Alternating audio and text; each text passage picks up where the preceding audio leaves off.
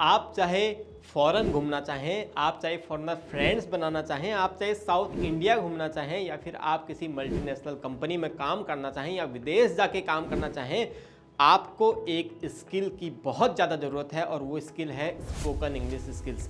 आजकल इंग्लिश जो है वो सबसे हाईली रिक्वायर्ड लैंग्वेज है, बिकॉज ये एक वर्ल्ड वाइड लैंग्वेज है। आप चाहे कहीं पर भी जाएं, आपको इंग्लिश में बात करना अगर आता है तो आप कॉन्फिडेंस फील करते हो, आप कहीं पर भी सर्वाइव कर सकते हो। इसलिए इंग्लिश आनी बहुत ज़्यादा ज़रूरी है आज के समय में।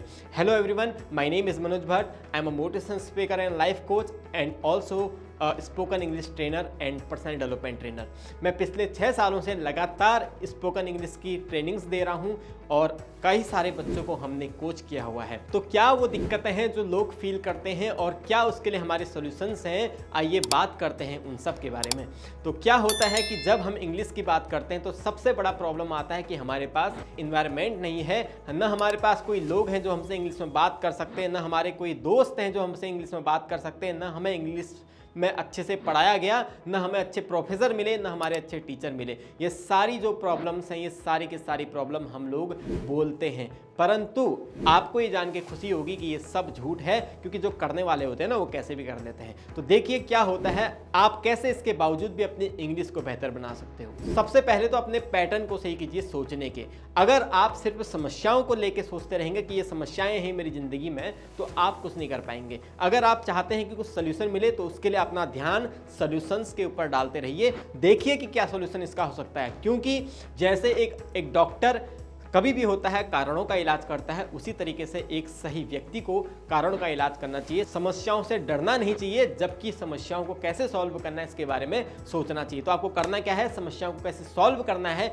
ये चीज़ आपको देखनी है। तो देखिए, अगर आपके पास कोई इन्वायरमेंट नहीं है तो आप खुद इन्वायरमेंट बनाने की कोशिश करिए। जरूरी नहीं है कि सब चीज़ आपको आपके हाथ में मिलेगा। परफेक्शन की कभी वेट मत करिए, ये मत सोचिए कि सब चीज़ परफेक्ट होगा उसके बाद जाके मैं कुछ कर पाऊंगा। तो अगर आप ये सोचते रहोगे तो आप परफेक्शन का वेट ही करते रह जाओगे और हाथ आपके कुछ भी नहीं आएगा। इसलिए कोशिश करो कि जो भी आपके पास है, जितने भी आपके पे रिसोर्सेज हैं, उन्हीं रिसोर्सेज का हेल्प करके अपने आप को बेहतर करने की कोशिश करो। आप क्या कर सकते हो, सबसे पहले कुछ वीडियोस देखना शुरू कीजिए इंग्लिश में, कुछ मूवीज देखना शुरू कीजिए और उस इन्वायरमेंट में घुसना शुरू कीजिए। और इन्वायरमेंट में घुसने के लिए आजकल के युग में आपके पास मोबाइल है जहां पर आप कुछ भी कर सकते हो। तो जाइए और देखिए उसको और सुनिए, और किस किस तरीके से वो इन्वायरमेंट में इंग्लिश बोली जा रही है उसको आप अडॉप्ट करने की कोशिश कीजिए। आपका इन्वायरमेंट भले ही ना हो, पर आप अगर अपना इन्वायरमेंट बनाओगे तो आपको बहुत फर्क पड़ेगा।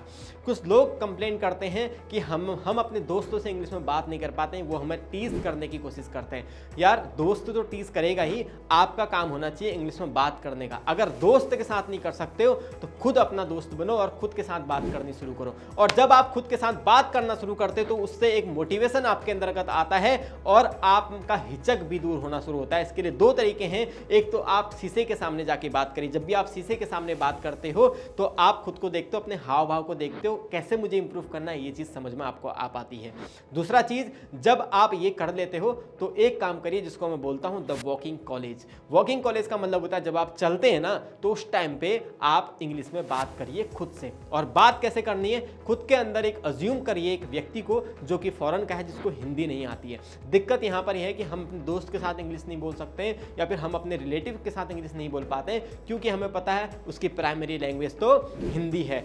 अगर वो इंग्लिश में कुछ समझता नहीं है तो उसको हिंदी में समझा देंगे। दिक्कत कहाँ आ रही है, अब इंग्लिश में नहीं समझ पा रहे इसलिए हिंदी में ही बात कर लेते हैं, इस वजह से हम कम्युनिकेट नहीं कर पाते हैं इंग्लिश में। तो इंग्लिश में बात आप उनसे करिए जिनको इंग्लिश के अलावा कोई लैंग्वेज नहीं आती है, फिर देखिएगा आपको कितना मजा आता है उनसे बात करने में। क्योंकि वो आपको टीज नहीं करेंगे, वो ये नहीं बोलेंगे यू सेड दिस रॉन्ग, वो आपसे ये नहीं बोलेंगे कि आपने गलत बोला, वो आपको बस समझने की कोशिश करेंगे और यही काफ़ी होता है कम्युनिकेशन के लिए। इस बात को ट्राई करिए।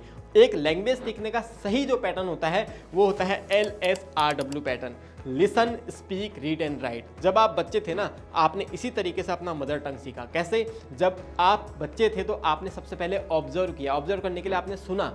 जब तक आप सुनेंगे नहीं तो आपको पता कैसे लगेगा कि क्या बोल रहे हैं, राइट? तो आपने सुनना शुरू किया। आपने जब सुना सबको, फिर ऑब्जर्व किया, फिर बोलना शुरू किया, और जब बोलना शुरू किया उसके बाद जाके आप लिखना और पढ़ना सीखे। स्कूल जाने से पहले आपको हिंदी आती थी, स्कूल जाने के बाद आपने हिंदी नहीं सीखी, स्कूल से पहले ही आपको हिंदी आती थी। बट इंग्लिश की बात जब आती है तो हम लोग इस पैटर्न को उल्टा कर देते हैं, हम लोग इसको रिवर्स कर देते हैं, जिस वजह से ये काम नहीं हो पाता है। होता क्या है, हम लोग सबसे पहले लिखते हैं, फिर हम पढ़ते हैं, उसके बाद जाके हम बोलते हैं, यहाँ तक तो बात भी नहीं पहुँचती है, और उसके बाद जाके सुनने का तो कुछ इन्वायरमेंट ही नहीं है, तो कहाँ से सुनेंगे? मूवीज़ में देखा जो देखा बस हो गया, उसके बाद जाके हम कुछ भी नहीं कर पाते। तो ये सबसे बड़ी मिस्टेक्स हम लोग करते हैं। तो आपको क्या करना है, आपको इन मिस्टेक्स को छोड़ना है और एक काम करना है कि आपको इस सिस्टम को सही करना है। ओके, अब आप फर्स्टली लिसन ही करते रहें और बाकी चीज़ें छोड़ दें तो नहीं हो पाएगा। अब आप बच्चे नहीं हो तो आप इन सारों चीज़ों को एक साथ कर सकते हो, क्योंकि आप एक लैंग्वेज में मास्टरी हासिल कर चुके हो।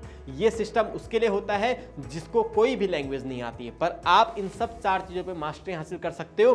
तो आपको करना क्या है, आपको लिसन करने की आदत डालनी है, स्पीक करने की आदत डालनी है, और राइट और रीड करने की आदत डालनी है। कुछ आइडियाज़ बता रहा हूँ कि कैसे आप घर पर रह के भी बहुत बेहतर कर सकते हो।